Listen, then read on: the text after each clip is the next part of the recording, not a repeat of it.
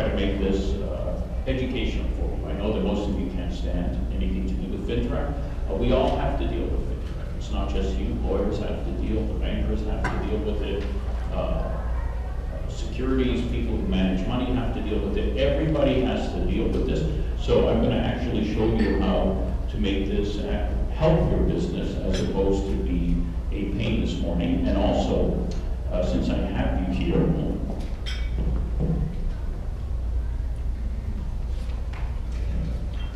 since I have you here, I've also decided to bring you an update on residential tenancies because I figured a lot of you had questions about the new government lease. I'm going to do that at the end, so now you can't leave early because I'm going to do that. And I'm also giving you a preview of my presentation at Realtor Quest at the end of May. And so you'll get a preview of it because I know just get your reaction on it about how to do a title search. And so I've got all that information for you. And I see that a lot. And how many of you get my emails, my videos? Do you find them helpful? If you don't have them yet, just give me a business card with your email address when we finish today over lunch, and I'll add you to my list. If you're up tomorrow morning, I'm supposed to be interviewed on AM Canada at 7:30 in the morning. I'm talking about Airbnb. I'm not sure who's going to interview me, but 7:30 I'm scheduled between 7:30 and 7:45 if you're up, and if you're not up, I'll probably send a link out afterwards if it goes ahead. So I was on my way here and already, market seems to be picking up. I got called by 2 buyers who were referred to me by agents. And what's the first question they asked me? How much you charge? That's always the first question. And the second question? Anybody? Anybody know the second question? Is that all? Is that all? Where's your office? That's always the 2 questions. How much you charge? Where's your office? So I thought, okay, maybe I'll tell them a little bit about myself. So I tell them, well, I've been doing this for 34 years. I've written books for buyers, sellers, and landlords. I've been on almost every news show in the country. I write columns for REM and Toronto Star. And I'm a senior partner with realestateLawyers.ca. So, and these are the books that I've written, very proud of, and I've just updated my landlord guide so it includes everything you need to know on the new government standard form lease. And then after I go through all of that, they say, but the other guy's $50 cheaper. So that's how much all that experience or whatever will do for you. And so I'll tell you a little bit about what we do. So the prices are there, right at the bottom. It's $7.99 for a sale, $8.99 for a purchase, provided the client does an online review. And you should be surveying your customers too, because we pay people to do that, but they get a $100 discount if they do that, because many times you close a deal and you wonder why the person didn't use you a year later, and then you find out there was something in the deal that bothered them and they didn't say. You should always be having somebody in the office call your clients after closing, maybe in admin, and just ask them 2 questions. What did we do the best? Then you got a testimonial. What could we have done better?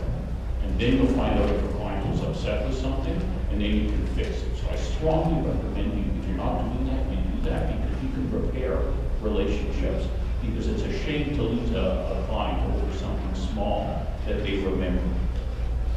Okay, so the difference. You'll see on our brochure we have a car.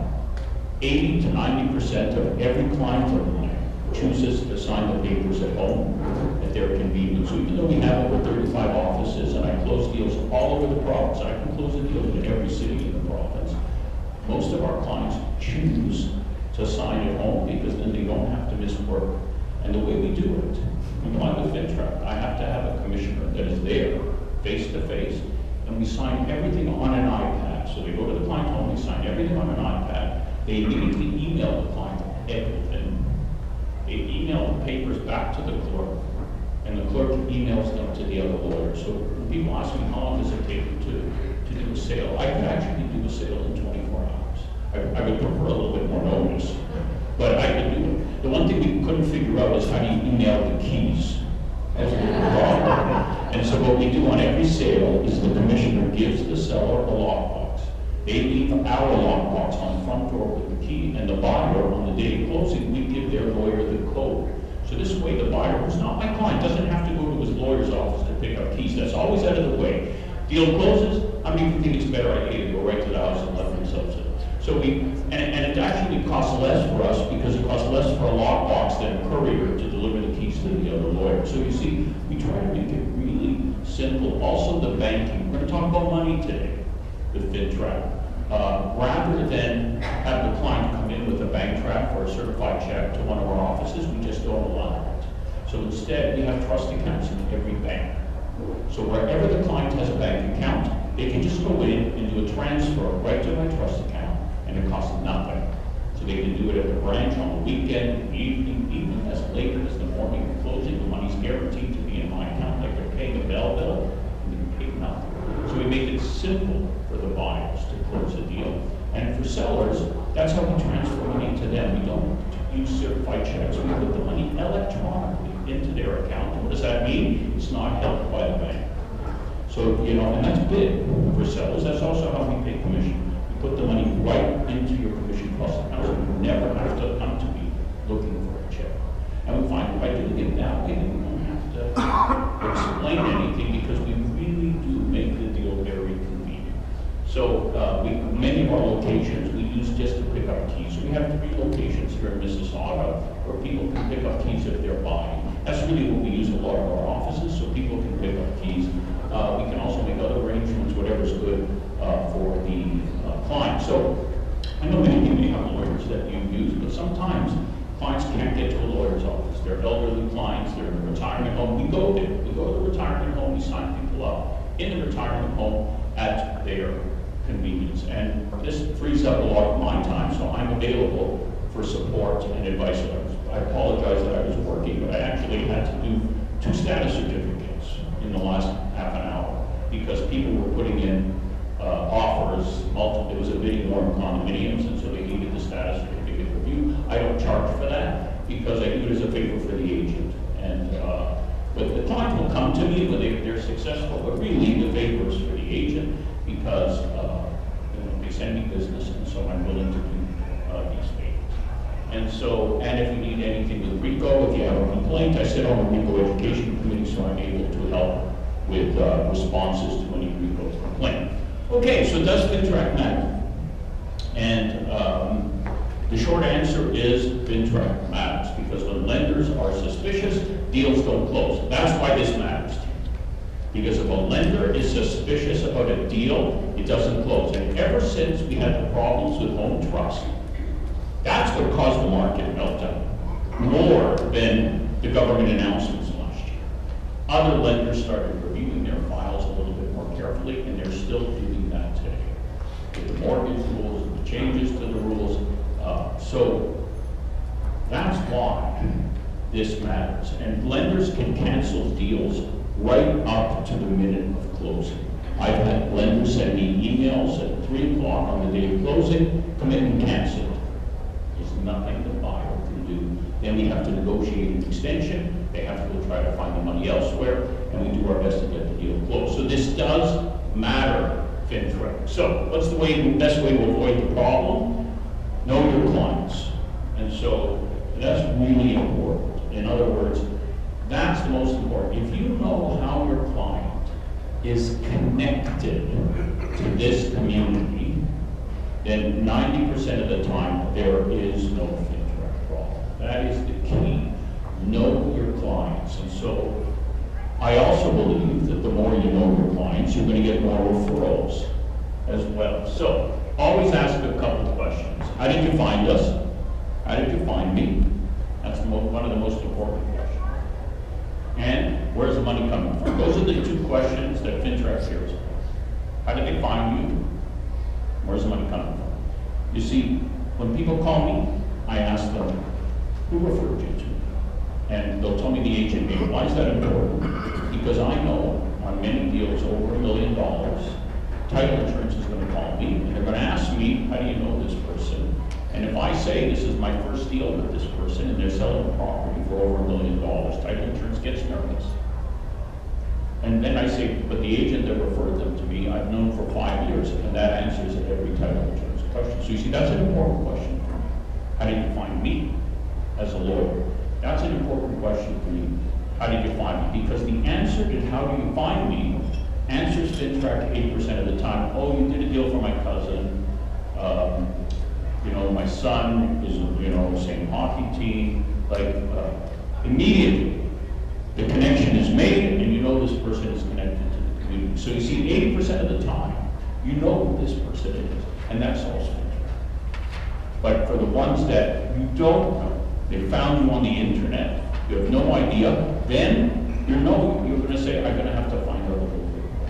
I'm going to have to find out a little bit more. And as we'll see, where did the money come from is really important. And it's getting more important because the government is now slowly changing the rules about bank drafts. You see, bank drafts are always a problem because it doesn't say where the money came from.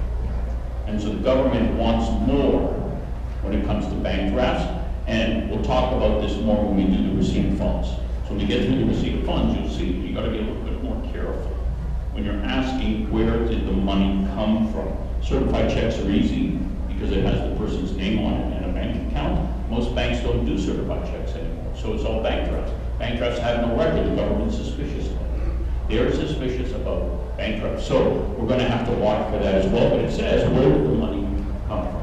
Okay, so if you're going to a listing tonight, and that's part of the reason I'm doing how to search do a search of title.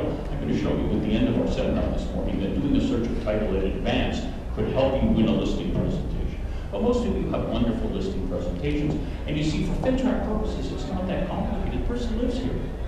You understand? They're here. They've been living here for a number of years. They own a home. They're already connected to the community. So where you have a problem is when a buyer contacts you who you don't know. And they say, I saw your sign, or I saw this, and then that could be a little bit suspicious. And how many of you have wasted a whole day with buyers, wasting your time when they have no business looking at houses? So I'll try to make it easy for you. This comes from my real estate salespeople. Beware. You're going to send them an email now. Next time they ask you to arrange showings, and you'll say, come to my office tomorrow, I'm going to arrange showings. But I have a short email to send you. It'll take you 5 minutes. Here's the first question. Have you signed an agreement with another realtor? Right away, you'll win any arbitration because they said no before you met them, and you have it in writing. For that alone, it's worth sending out. The second answers Fintrac. Can I have your business contact information? If a Fintrac auditor comes in, that is the first thing they look at on the form. What does the person do for a living? And we'll talk a little bit more, but that's the number. Why? Because that says they're connected to the community. And so you're going to want to know that right away. And so that's your answer right there. They give you their job, where they work. It's not personal, it's not private. The mortgage broker will love it because they'll tell you that he's got a job. He can qualify for a mortgage. So it's selfish too. You know they can qualify for a mortgage. The next 3 questions you're going to ask is, what are you looking for, what area, and the price range? And I believe if you had that information in a couple of hours, you could prepare a CMA for this person before they even bought. So you see, you're now ready for that buyer the same way you'd be ready for a listing presentation. It's much more professional. You have a better shot, if they're legitimate, of winning. And the last question also, do you own a home? Because that makes the prospect that much more valuable. And so this comes from my book, Real Estate Salespeople Beware. How many of you think that that's a good idea? So just do it. Just do it. Start it. Even if they don't answer this, they say they don't have time, cancel the showings. Trust me, they're not serious about it. They're not serious. Okay, so how many of you do coaching? How many of you have coaching as part of your stuff? Or work with your manager to coach? What do the coaches tell you? What do the coaches tell typically? How many of you have a database of clients to give you referrals? How many times do you contact your database? How many times do you wish you contacted your database? But doesn't every coach tell you that you should be in touch with your database at least once every 6 months, once a year, because this is your source of referrals? How many times have you ever called somebody on your database and they said, oh yeah, I forgot I misplaced your car, my nephew's looking for a house? I mean, there's business to get by doing that. And so if you're not contacting your database, you're losing business. And then you're pushing them off to the lawyers, because usually that stuff happens with the lawyers. Okay, that if they need another name for the mortgage, and the lawyer is going to identify that person if that's required.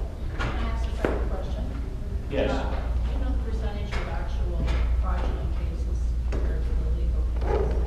What's The percentage of cases that have been reported, well, no, that are legitimately, would you know that? yeah. I mean, if you listen to the government, very, very few real estate deals are reported as suspicious every year. Even though there could be hundreds of thousands of deals, very few get reported. So for the government, that is suspicious.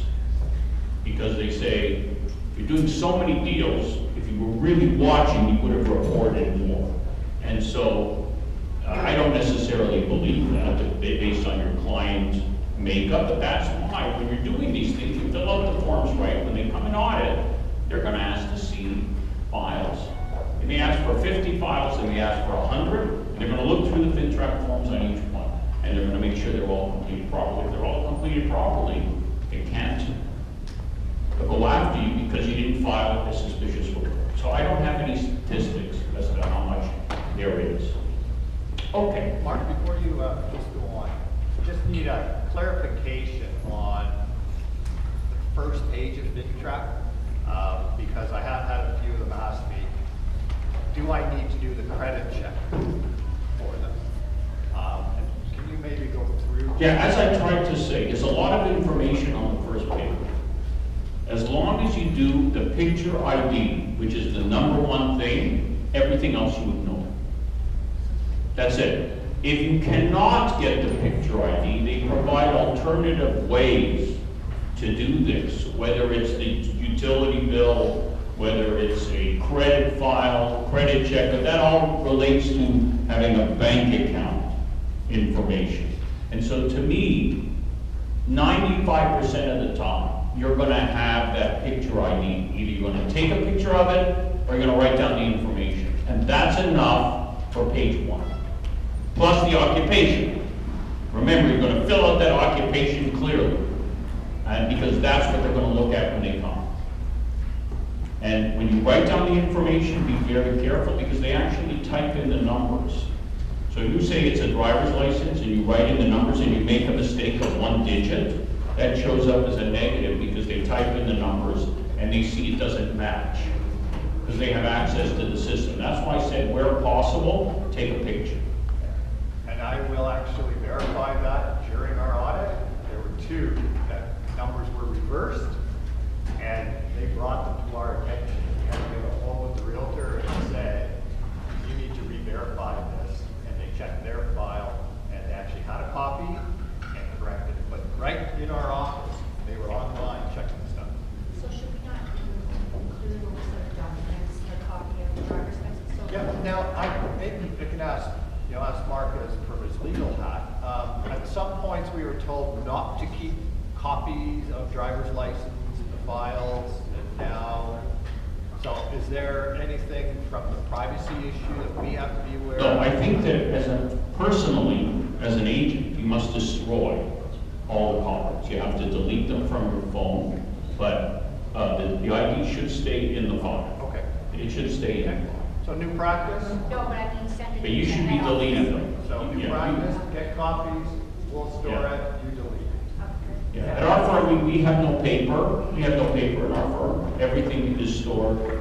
I can access any file for the last number of years, every document from every file through the internet. So we don't have any paper. I never have to pull a file from storage. Yes? When I worked in a bank, we were all told we can't retain or take a copy without somebody's permission. So anytime I'd ask for paper ID, I'd get permission in writing. I don't really understand. Anytime, when I worked in a bank, we were told that we were not allowed to ask a client to require them to take a photocopy of their ID. Right. You Retain need, it. so you would take a photocopy of their ID. No, we had to ask them permission. You ask permission, and then you take the photo. Okay. Because some to me- people have yeah. issues with it, and we can't deny the business because they won't let us take the copies. Right. You are allowed to write it down.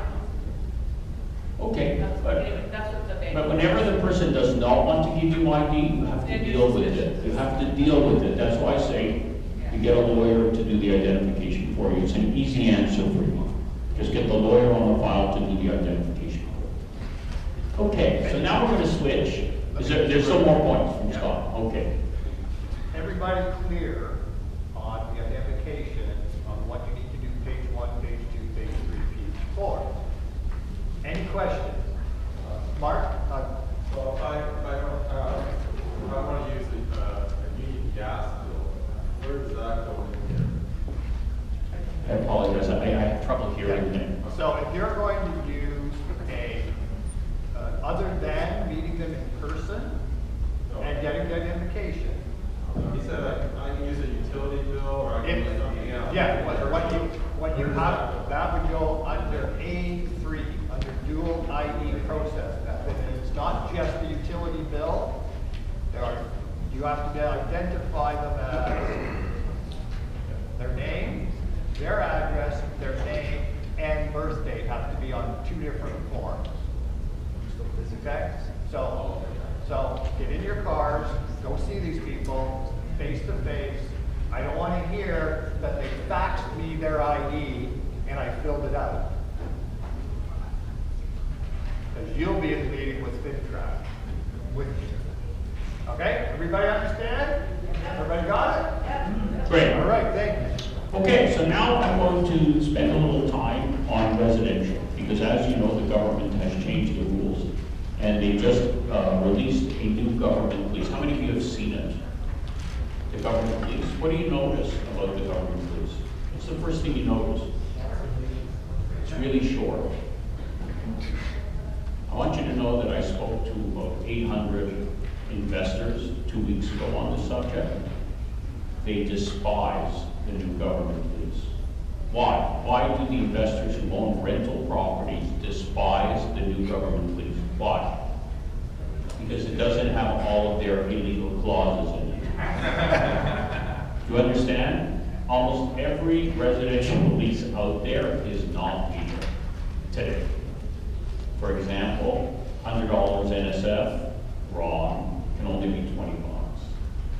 Tenant pays the first $75 of repairs, illegal. Landlord has to pay for repairs. Pet deposits, security deposits, not legal. So landlords have tried this, and many of them have gotten away with it. That's why they hate the new form, because it's very clear on what you can and cannot do going forward. So once the lease starts after April 30th, you're supposed to use the new form. Now, there's a debate whether they're going to change the offer to lease. Because right now, your offer to lease says that if the parties do not sign a lease, then this offer to lease is considered the lease. But the offer to lease is not the government lease. So it's possible that boards will put language in like this that says the parties agree to sign the new government lease form using the terms of this agreement to lease. They may decide to do that. So what does that mean? If they decide to do that, that means that you have to take the terms like the rent and everything else that's in your lease and just basically fill in the blanks with the government lease and get everybody to sign. They could do it this way, or they may not. So now let's talk about the penalties. So, after April 30th, if a tenant says to you, who's starting a new lease, I want the government lease, you have to fill it out and give it to them, whether it's a monthly tenancy or a year tenancy. If you don't, they can hold back 1 month rent and not pay it. So if you don't give them the lease within 21 days of their request, they can hold back the rent. Now let's say you still don't give it back. They can then cancel the lease, even if they signed for a year, by giving 60 days notice. So that's the penalty. If the tenant says, I want the new lease, and you don't give it to them. So what does that mean? It means you can still use your existing lease. And unless the tenant in writing says, I want the new one, you just live with your existing lease. But if the tenant in writing says, no, I want the new one, then you have to, as I said, take your terms, put it on the new lease, and if there's extra provisions, you can add them. So, what can you add?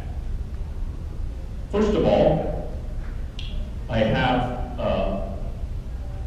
1.8% is the most you can raise the rent this year, unless the tenant leaves on their own. Let me see your phone. Okay. So, as an example, you can add a no smoking, no marijuana clause, if you want. I have one of those in my landlord house. That's allowed to be added to a lease, because as of July, people are going to be able to smoke marijuana and grow marijuana plants. So I recommend highly that that be included in the lease. I also have a clause that says the tenant will maintain the, or at least maintain the, what do you call them? Smoke detectors. Because that's a safety issue, so you want to make sure they're checking the smoke detectors and letting the landlord know if there's anything wrong. So there's nothing wrong with adding those kinds of clauses to the lease. They're not illegal, they make common sense. So you can always add clauses to the government lease. So even if you use the government lease, you can add clauses.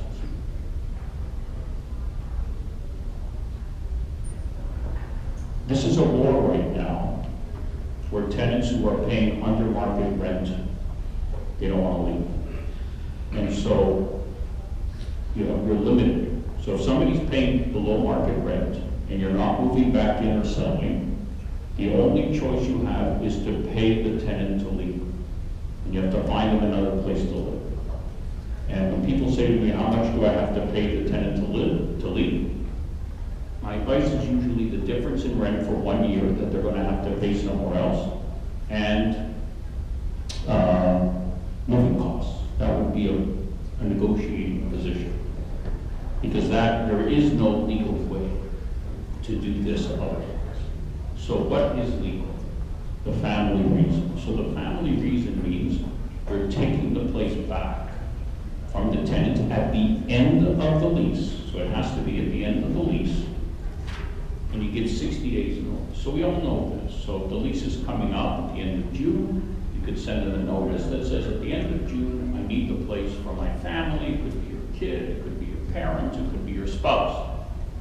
But now you have to pay 1 month extra as a penalty. So they changed the law last September. If you're using this reason, you have to pay the tenant an additional month's rent as a penalty.